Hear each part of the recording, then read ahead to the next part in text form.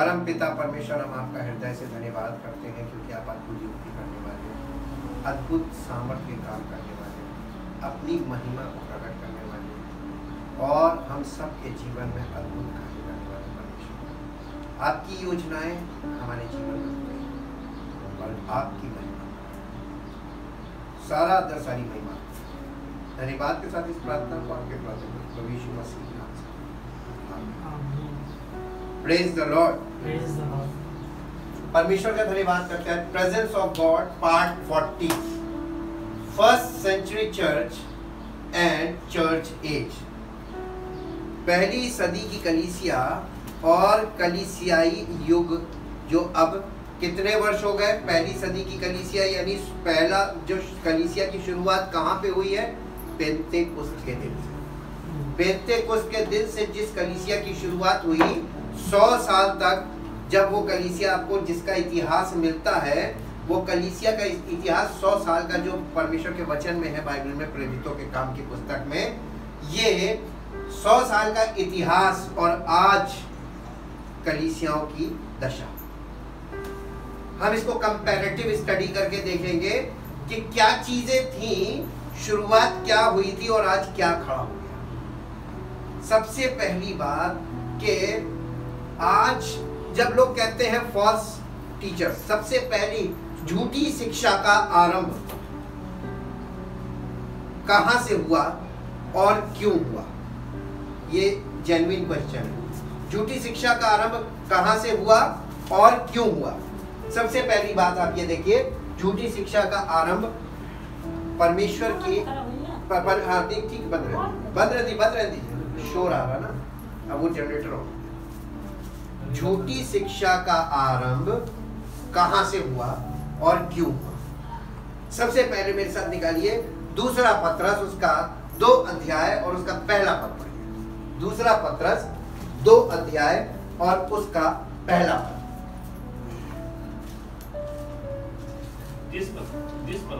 जिस प्रकार उन लोगों में झूठे भविष्यवक्ता थे। किन लोगों में झूठे भविष्यवक्ता थे?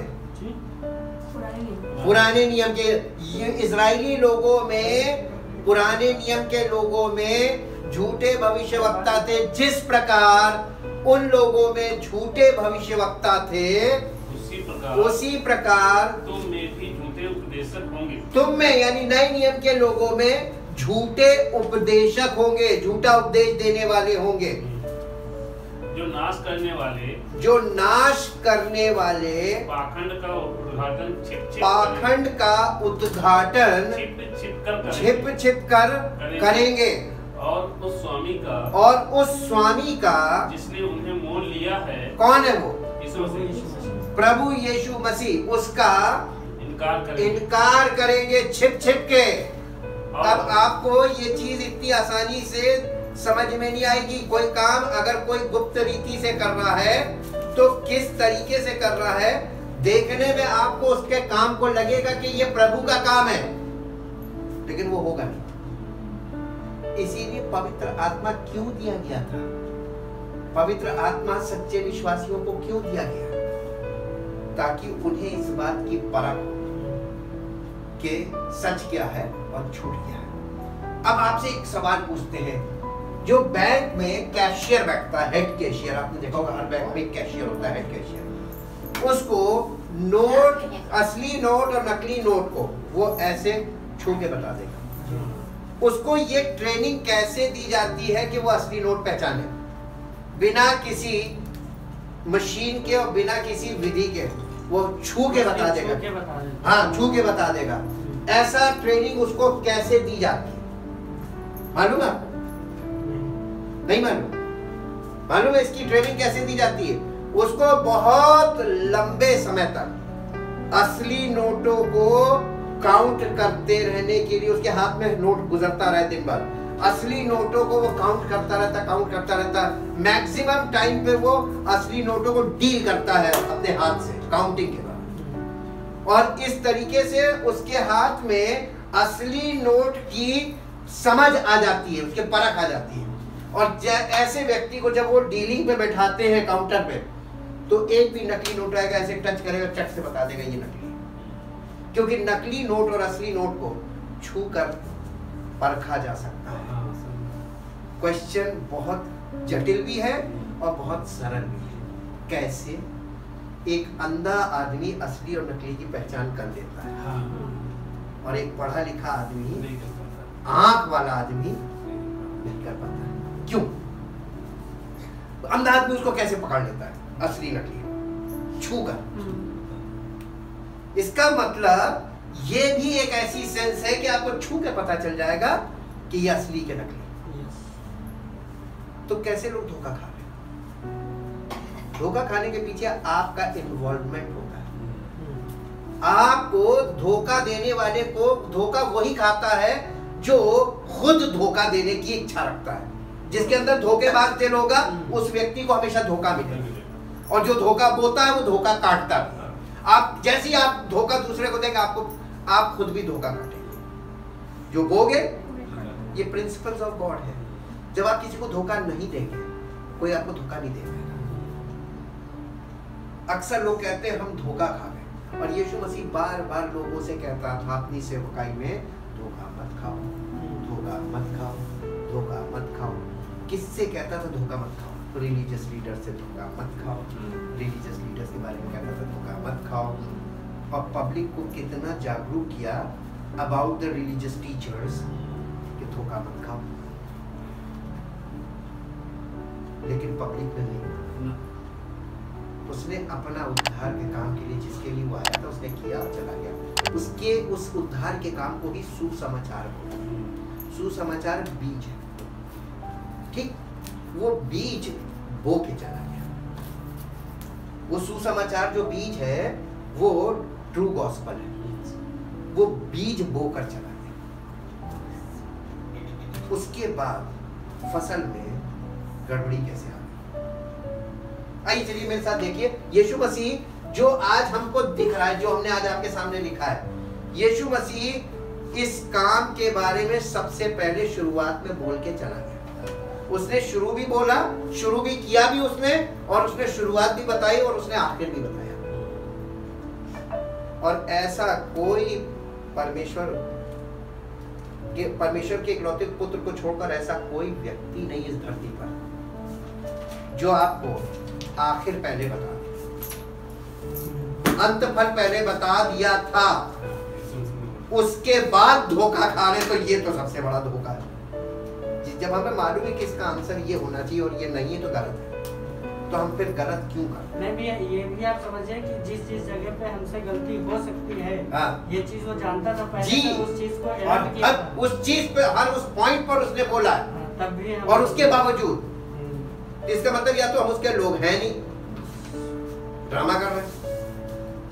देखिए मेरे साथ निकालिए मत्ती रचित सुसमाचार उसका 13 अध्याय, मत्ती रचित सुसमाचार उसका 13 अध्याय, और 13 अध्याय बहुत इंपॉर्टेंट है, ये याद रखिए। ये 13 अध्याय ये जड़ है, सारी सच्चाई की जड़ यहां पर है। इसमें आप 24 पद से पढ़िए, 24 पद से। जंगली बीज का दृष्टांत। जी, यीशु ने उन्हें एक और दृष्टांत दिया। यीशु ने उन्हें एक और दृष्टांत दिया। स्वर्ग का राज्य उस मनुष्य के समान है जिसने अपने खेत में अच्छा बीज बोया। जिसने अपने खेत में अच्छा बीज बोया। पर जब लोग सो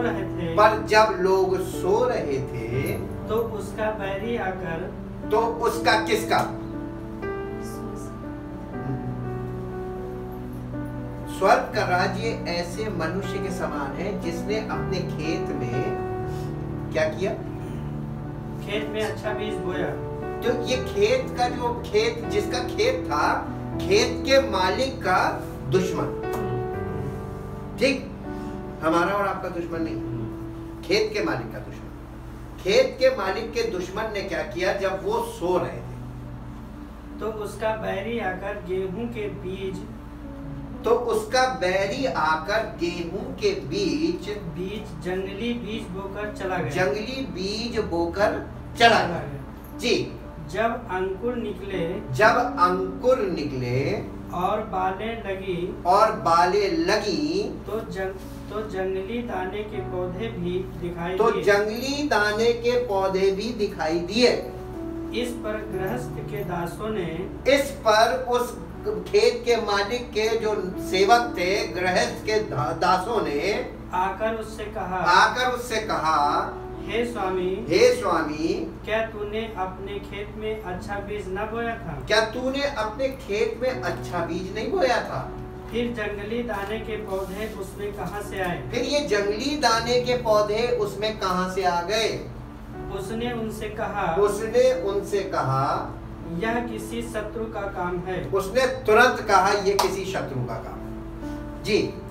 दासों ने उससे कहा, क्या तेरी इच्छा है कि हम जाकर उनको बटोर लें? किनको?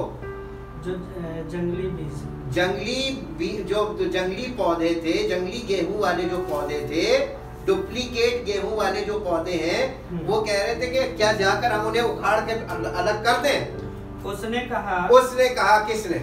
खेत के मालिक ने कहा, नहीं, ऐसा ना हो कि जंगली दाने के पौधे बटोरते समय तुम उनके साथ गेहूं भी उखाड़ लो। इसका मतलब कि शुरुआत में ये चीज कभी भी पता नहीं चलती है एक्यूरेटली, यानी पूरी तरीके से कि ये जंगली वाला गेहूं है या ये सही वाला अच्छा वाला गेहूं है। शुरू में नहीं पता चलेगा, क्योंकि जब तक फल पकेगा नहीं तब तक फाइनल नहीं पता चलेगा आपको।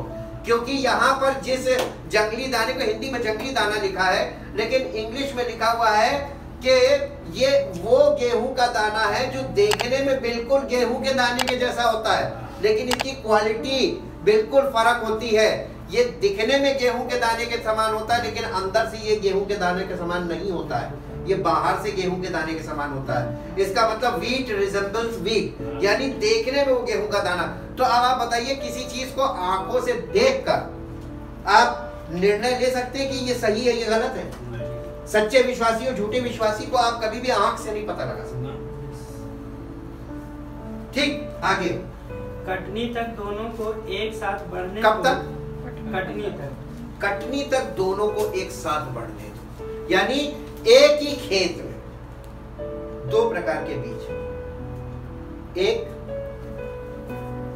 अच्छा बीज है, दूसरा जंगली बीज है, और एक साथ बढ़ रहे है ना। इसका मतलब कि एक अच्छे बीज के बगल में एक जंगली बीज हो सकता है, ये दोनों एक साथ बढ़ रहे हैं। जी। और कटनी के समय मैं काटने वालों से कहूंगा, पहले जंगली दाने के पौधे बटोरकर। पहले कौन बटोरे जाएंगे? जंगली। काटने वालों से मैं कहूंगा कि वो पहले जंगली दाने के पौधों को बटोरकर जलाने के लिए उनके गट्ठे बांध लो। कटाई चल रही ना इस समय खेत में, आप लोग कटाई तो जानते हैं ना जी। कटाई में वो गट्ठे बांधे जाते हैं ना, पूले बांधे जाते हैं। तो सबसे पहले कौन से वाले पूले बंधेंगे? जंगली वाले। बहुत ध्यान से सुनिएगा, ये अनंत जीवन की बातें हैं और ये सच्चाई है जिसे आपको समझना पड़ेगा। ये आपको कोई आकर कोई और तरीके से सच्चाई नहीं बताएगा, ये प्रभु का वचन है। पवित्र आत्मा आपको सच्चाई बताएगा और दिखाएगा भी। जी, आगे। और गेहूं को मेरे खत्ते में इकट्ठा करो। उसने उन्हें एक और दृष्टांत बस यहाँ पे रुक जाइएगा। ये दृष्टांत जो बोला, आपको इस दृष्टांत में क्या समझना है? मैंने जो यहाँ पर लिखा है, ये इसी दृष्टांत के पॉइंट ऑफ व्यू से लिखा है। यही दृष्टांत जो यीशु मसीह यहाँ पे बोला गया है, यही चीज। अब इसको खोल दीजिए, अब इसको खोल दीजिए, इसके 36 पद से पढ़िए। इसका अर्थ प्रभु यीशु मसीह के शब्दों में। तब वह भीड़ को छोड़कर घर में आया। तब वो यानी यीशु मसीह भीड़ को छोड़कर घर में आया और उसके चेलों ने उसके पास आकर कहा, खेत के जंगली दाने का दृष्टांत हमें समझा। खेत के जंगली दाने का दृष्टांत हमें समझा दे। उसने उनको उत्तर दिया, यीशु मसीह ने उनको उत्तर दिया, अच्छे बीज का बोने वाला मनुष्य का पुत्र है। अच्छे बीज का बोने वाला मनुष्य का पुत्र, यानी प्रभु यीशु मसीह स्वयं को बता रहे हैं। जी, खेत संसार है। खेत क्या है? संसार। संसार है। कलीसिया कहाँ है? खेत कहाँ है? संसार। पूरा संसार ये कलीसिया है। पूरा संसार कलीसिया है। Church in the world. ठीक, लेकिन what is in the church? Church in the world, but what is in the church? Church में क्या है? चर्च तो संसार में है, लेकिन चर्च में क्या है? जी, अब आगे पढ़िए। खेत संसार है। खेत संसार है। अच्छा बीज राज्य की संतान। अच्छा बीज राज्य की संतान है, यानी ट्रू बिलीवर्स हैं। और जंगली बीज दुष्ट की संतान। और जंगली बीज किसकी संतान है? दुष्ट की। False believers. फॉल्स बिलीवर्स है ना। अब ये ट्रू बिलीवर और फॉल्स बिलीवर में अंतर कैसे करोगे? देखकर नहीं हो सकता, नहीं करना है, हम नहीं कर पाएंगे देख के। लेकिन आपको यीशु मसीह ने कहा था फलों से पहचानी जाएगी। ट्रू बिलीवर में true fruits of the spirit होंगे, फॉल्स बिलीवर में फॉल्स फ्रूट्स होंगे, यानी झूठे फल दिखाई देंगे। सच्चे फल और झूठे फल, फलों से तुम उन्हें पहचान। जी, जिस शत्रु ने उन्हें बोया वो शैतान है।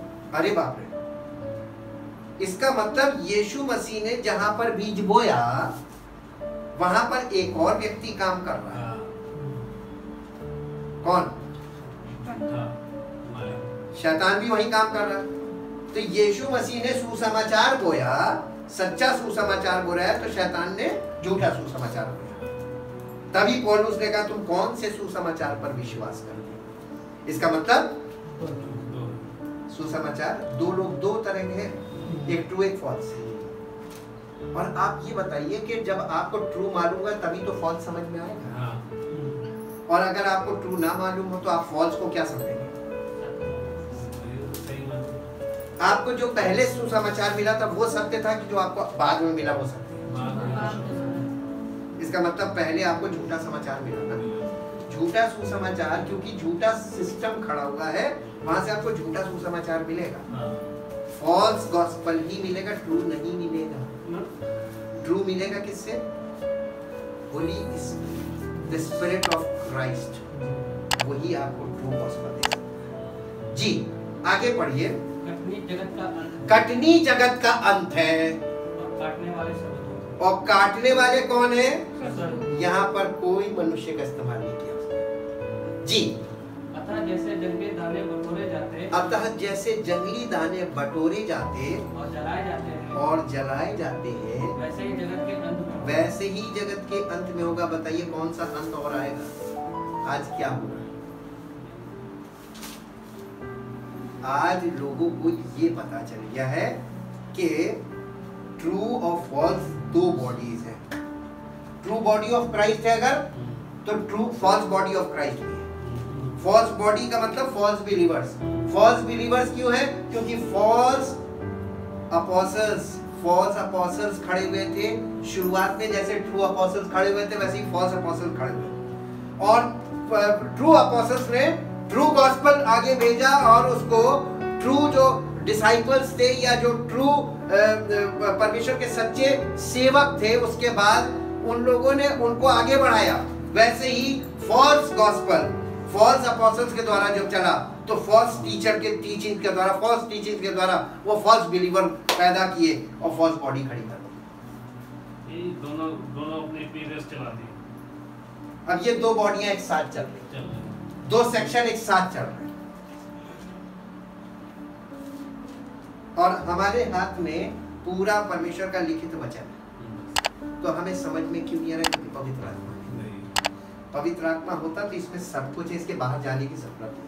अब मेरे साथ एक पद, अब आपको पता चल गया यीशु मसीह ने ये पहले बता दिया था कि जब ट्रू गॉस्पेल यानी पेंतेकोस्त के दिन जो काम शुरू होगा, सच्चे सुसमाचार को उसने बोया, उसके बाद उसने कह दिया था कि बैरी आकर अपना काम करेगा, है ना। तो आज कलीसिया में कौन बताया गया कि रात में आके बो दिया, तो रात का क्या? रात का मतलब ये है कि परमेश्वर प्रभु यीशु मसीह ने, हमने आपको बताया ना कि क्रूसिफिक्शन, फिर इन द ग्रेव। ग्रेव में कब गया था? शाम को सूरज डूबने से पहले गया। ग्रेव में रात का समय था कि नहीं? भोर में पुनरुत्थान हुआ। तो पुनरुत्थान के दिन ये कलीसिया प्रकट होगी, ट्रू गॉस्पेल, ट्रू बिलीवर्स। ये बॉडी रिवील होगी विद जीसस क्राइस्ट। तो अभी कौन सा समय चल रहा है? जब सच्ची कलीसिया भी कहीं प्रकट नहीं है, तो इसका मतलब गुप्त है ना। तो रात का समय हुआ, ग्रेव है, रेस्ट। प्लीज तो जब प्रकटीकरण होगा तब भोर होगा ना। स्पिरिचुअली भी तो रात है। तो कौन काम कर रहा है? क्लियर? आगे थोड़ा सा आगे पीछे जाएंगे तो और ज्यादा समझ में आएगा। अब ये देखिए, मेरे साथ निकालिए प्रेरितों के काम की 20 अध्याय, प्रेरितों काम 20 अध्याय।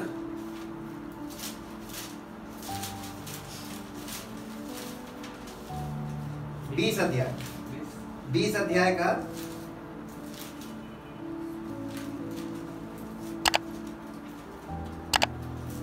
20 अध्याय का 17 पद से पढ़िए। इफिसुस के प्राचीनों को उपदेश। हाँ। उसने मिलेतुस से इफिसुस में कहला भेजा। उसने मिलेतुस से इफिसुस में कहला भेजा और कलीसिया के प्राचीनों को बुलवाया। और कलीसिया के प्राचीनों को बुलवाया।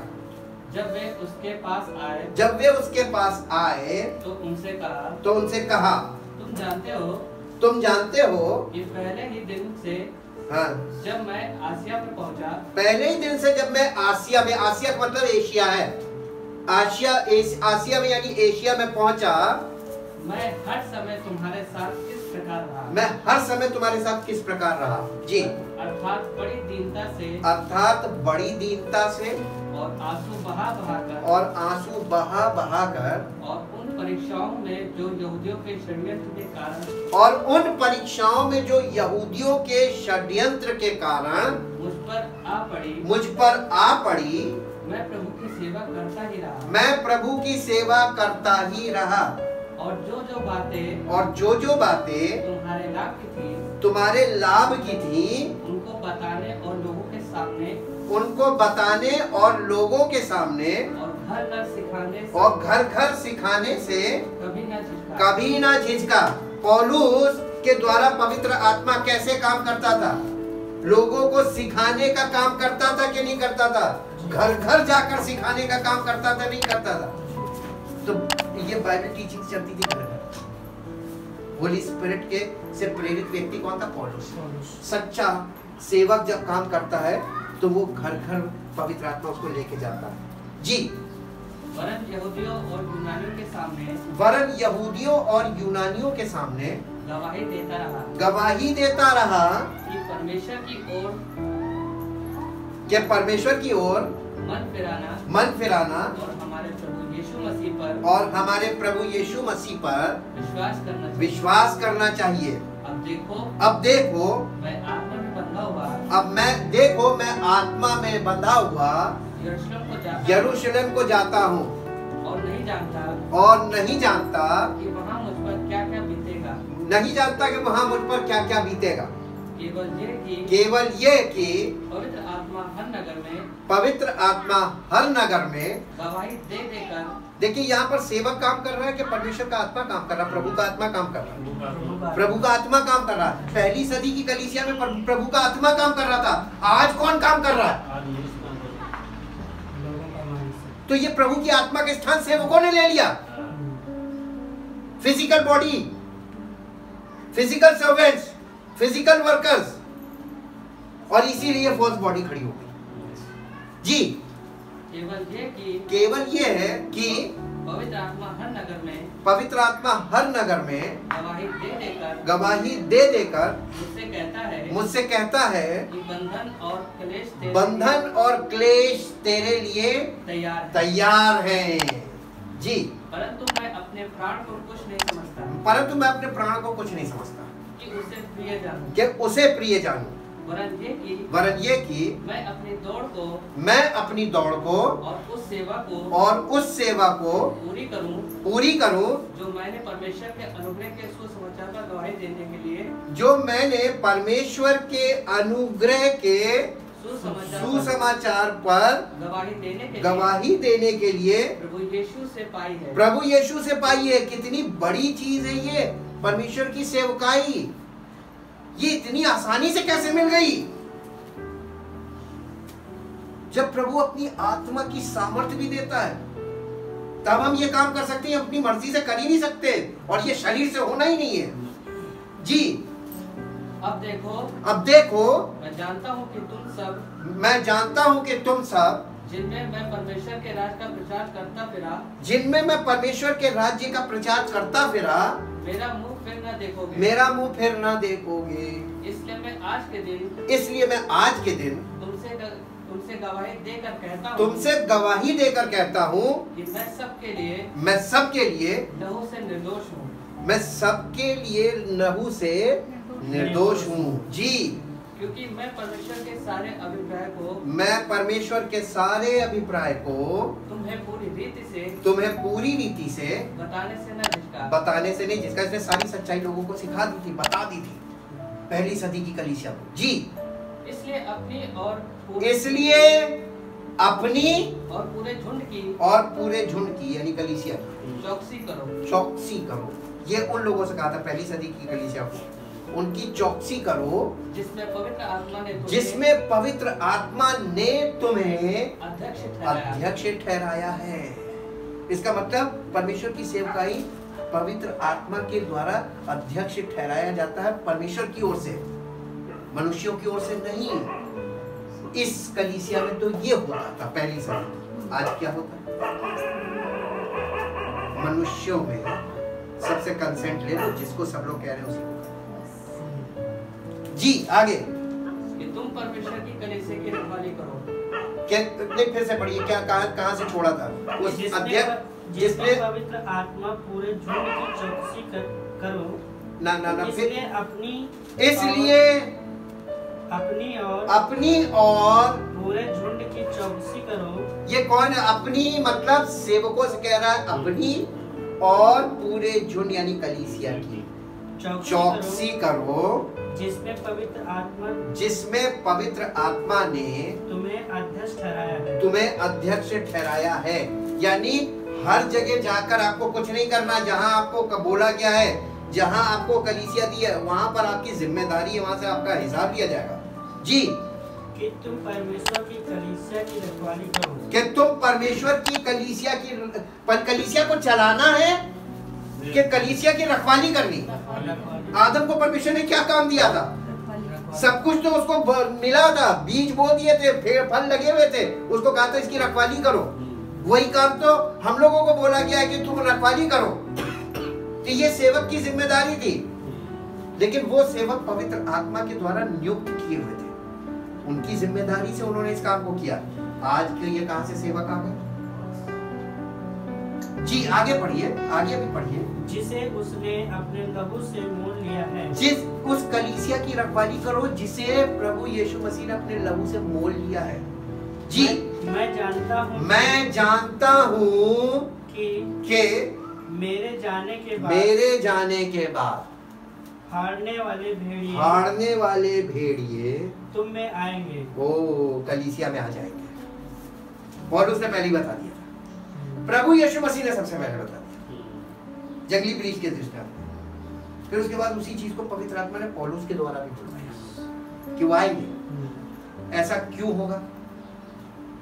अब बताइए, ये तो परमेश्वर की योजना के अंतर्गत हो रहा जो हो रहा है, यानी ये गलत सेक्शन है तो परमेश्वर की योजना के अंतर्गत हो रहा है। तो परमेश्वर की योजना ऐसी क्यों थी? ताकि सत्य प्रकट हो, ताकि झूठ प्रकट हो। सत्य नहीं मूव करता है। सत्य को किसने छुपा रखा है? झूठ ने। झूठ प्रकट होगा तब पता चलेगा लोगों को सत्य क्या है। अब एक पद निकाल के पढ़िए जो आपको मिलेगा, ताकि झूठ प्रकट हो। प्रभु की सामर्थ्य देखिए कि पुनरुत्थान से पहले वो झूठ प्रकट करेगा। सत्य पहले नहीं प्रकट होगा, पहले झूठ प्रकट होगा। मेरे साथ एक पद निकाल के पढ़ दीजिए, रोमियो की पत्री उसका पहला अध्याय उसका 18 पद। रोमियो की पत्री उसका पहला अध्याय 18 पद। जी जल्दी से। परमेश्वर का क्रोध तो उन लोगों की सब अभक्ति और अधर्म पर स्वर्ग से प्रकट होता है, जो सत्य को धर्म से दबाए रखते हैं। इसलिए कि परमेश्वर के विषय का ज्ञान उनके मनों में प्रकट है। क्योंकि परमेश्वर ने उन पर प्रकट किया। ये कलीसिया को चिट्ठी लिखी गई, रोमियो की कलीसिया को। कह नहीं सकते कि हमको प्रकट नहीं है। परमेश्वर का ज्ञान सबको प्रकट है, परमेश्वर ने उन्हें प्रकट किया। जी उसके अनदेखे गुण, परमेश्वर के अनदेखे गुण अर्थात उसकी सनातन सामर्थ्य और परमेश्वरत्व, यानी God the Father, God the Son and God the Holy Spirit. परमेश्वरत्व जगत की उत्पत्ति के समय से उसके कामों के द्वारा देखने में आते हैं, यहाँ तक कि वे निरुत्तर हैं। इस कारण परमेश्वर को जानने पर भी उन्होंने परमेश्वर की योग्य बड़ाई और धन्यवाद ना किया। देखिए वहां पे पौलुस ने कहा, और रोमियो की पहली पत्री आ गई है, ये कलीसिया है, रोमियो की कलीसिया। यहाँ पे वो चीज प्रकट हो गई। परमेश्वर को जानने पर भी उन्होंने परमेश्वर का धन्यवाद बड़ाई नहीं की, परंतु व्यर्थ विचार करने लगे। यही तो जड़ थी झूठी शिक्षा की। व्यर्थ विचार करने लगे, ये झूठी शिक्षा की जड़। इसको ध्यान रखिएगा क्योंकि हम अगले पार्ट में इसी को खोलेंगे। लेकिन अभी हम आपको ये दिखाते हैं परमेश्वर की योजना ऐसी क्यों है। दूसरा थिस्सलुनीकियों की पत्री उसका अध्याय 2 जल्दी से निकालिए। दूसरा थिस्सलुनीकियों की पत्री देखिए, पहला दूसरा पत्रस 2 अध्याय में पहले पद में क्या कहा है? जैसे उनमें झूठे भविष्यवक्ता थे, तुम में भी झूठे उपदेशक होंगे। ये भी तो पहले ही से बताया जा रहा है। जी दूसरा थिस्सलुनीकियों 2 अध्याय पहले पद से पढ़िए। हे भाइयों, अब हमें अपने प्रभु यीशु मसीह के आने और उसके पास अपने इकट्ठे होने के विषय में तुमसे विनती करते हैं किसी आत्मा या वचन या पत्री के द्वारा जो कि मानो हमारी ओर से हो। पौलुस कह रहा है ये समझ कर कि प्रभु का दिन आ पहुंचा है,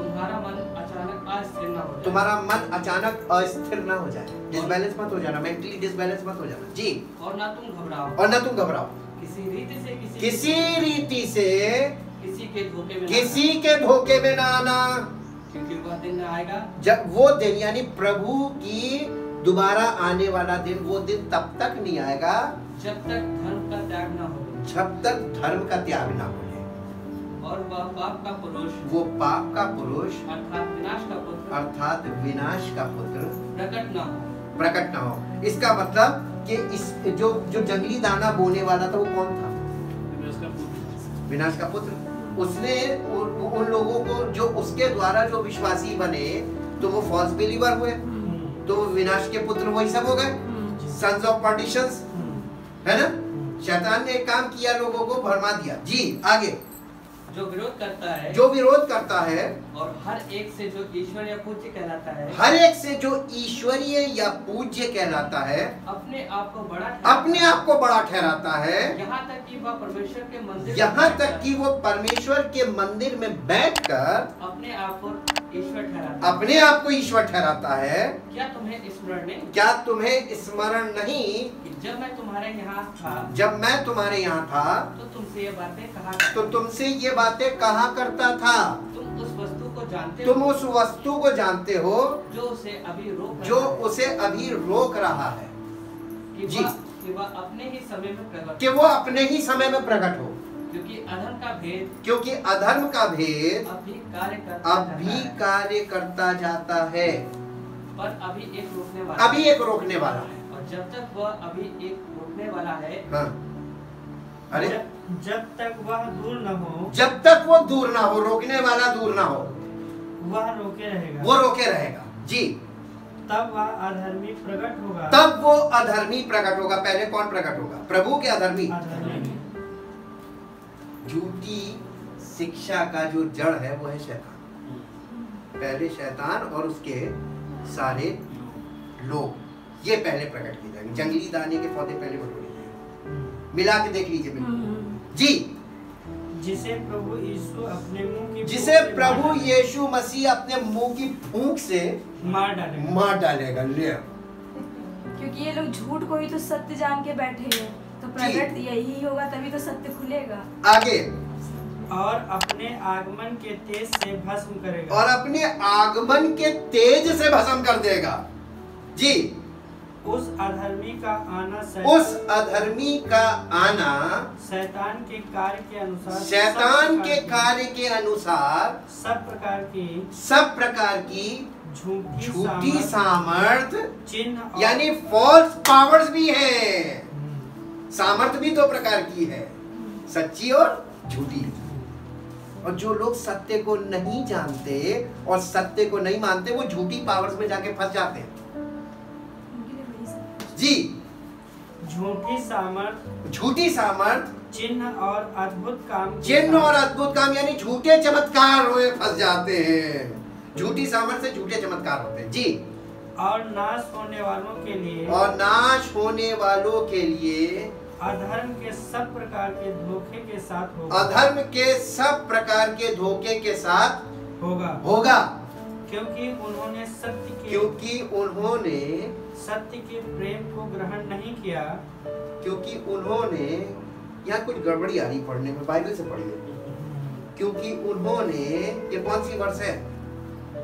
दूसरे का 10, 2 का 10, दूसरा और नाश होने वालों के लिए, और नाश होने वालों के लिए अधर्म के सब प्रकार के धोखे के, अधर्म के सब प्रकार के धोखे के साथ होगा, क्योंकि उन्होंने सत्य से प्रेम नहीं किया। सत्य से प्रेम नहीं किया। सत्य कौन है? प्रभु यीशु मसीह का सत्य मार्ग, सत्य और जीवन में हो। अगर आपने प्रभु से प्रेम किया होता तो इसमें नहीं फंसेंगे। इसमें जो लोग फंस गए वो प्रभु से प्रेम नहीं करते। प्रभु ने यही तो साबित करना था कि ये सच्चे नहीं है, जिससे उनका उद्धार होता। देखिए, उन्होंने प्रभु से प्रेम नहीं किया, सत्य से प्रेम नहीं किया, जिससे उनका उद्धार होता।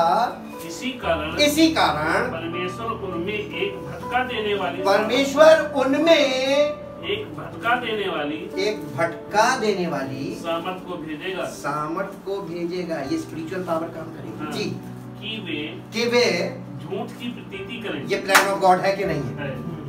तभी तो प्रभु यीशु मसीह ने पहले ही बता दिया था।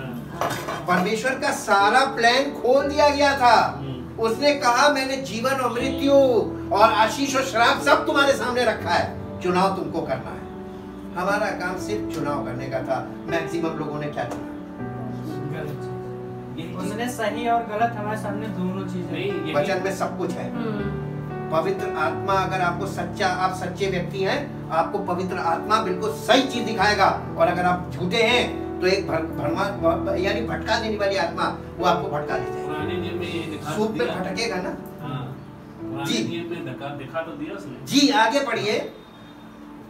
ताकि वे में भटका देने वाली सामर्थ को भेजेगा। हाँ, सामर्थ को भेजेगा, नहीं एक भटका देने वाली पावर होगी जी। झूठ की प्रतीति करे, ताकि जितने लोग सत्य की प्रतीति नहीं करते, अधर्म से प्रसन्न होते, वरन अधर्म से प्रसन्न होते हैं, वे सब दंड पाए। तो पहले इनको प्रकट किया जाएगा। झूठ को प्रकट करने के लिए सत्य चला, फिर रुक गया। अब प्रभु ने कहा कि अब देखते क्या होता है, और उसके बाद से तो झूठ ही झूठ चल रहा है। हालेलुया। अब हम इसमें देखेंगे आगे जाके कि ये जो फॉल्स प्रॉफिट्स हैं, फॉल्स टीचिंग्स हैं, ये हमको क्यों नहीं क्लियर हो रही, जबकि साफ साफ लिखित है। और हर वो काम जो गलत है वो आज किया जा रहा है, जो कि नहीं करना चाहिए, और जो करना चाहिए वो रोक दिया। लोग उन्हीं से प्रतीत भी कर और लोग उससे प्रेरित हो रहे हैं। हाँ। तो इसका मतलब कि लोग क्या है, सारे झूठे एक तरफ चले जाएंगे, भीड़ किधर लगेगी? ज्यादा कौन होंगे, झूठे के सच्चे? तो भीड़ किधर दिखेगी? जब जिधर भीड़ दिख रही है सब भीड़ से दूर रहो। और ये जो इस समय महामारी चल रही है इसमें भी यही कहा गया, भीड़ से बिल्कुल सही। प्रभु बचाना ही तो चाहता है। अब भीड़ को तितिर बितिर कैसे, अपने लोगों को कैसे बचाएगा? ऐसा कर दो कि हमारे लोग जो सच्चे होंगे वो भाग जाएंगे, भीड़ में नहीं जाएंगे। अब जो भीड़ में घुस रहा समझ लीजिए कैसा सही है कि गलत है। हालेलुया। आंखें खुलनी चाहिए, ये कॉमन सेंस से पता चलना चाहिए। होली स्पिरिट आपको कुछ नहीं कॉमन सेंस देता है, बस बाकी तो सब लिखा हुआ है। कोई चमत्कार नहीं करता हो। यही बाइबल सब पढ़ते हैं, यही बाइबल हम लोग पढ़ते हैं। कॉमन सेंस से पढ़िए। यही आंखें आपको दिखाई देगा, इन्हीं आंखों से दिखाएगा क्या चीज लिखी हुई, जो लिखा वो नहीं हो रहा है। सब कुछ वही हो रहा है जो लिखा है। और ये फॉल्स बॉडी खड़ी हो रही कि नहीं हो रही? लेकिन साथ साथ ट्रू बॉडी भी काम कर रही है। ये गुप्त है, ये प्रकट नहीं होगी। अब एक बात बताएं आपको, यीशु मसीह का जन्म क्यों नहीं सार्वजनिक रूप से प्रकट किया गया? गुप्त है, उसकी डेट तक नहीं मालूम। इसका मतलब परमेश्वर की योजना के अंतर्गत था उसके जन्म को गुप्त रखना था। जन्म का ज्यादा डंका पीटा जा रहा है।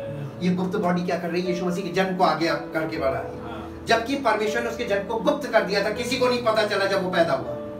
आज तक किसी को नहीं मालूम कि वो कब पैदा हुआ। पैदा होने की कुछ पॉइंट्स बताए गए।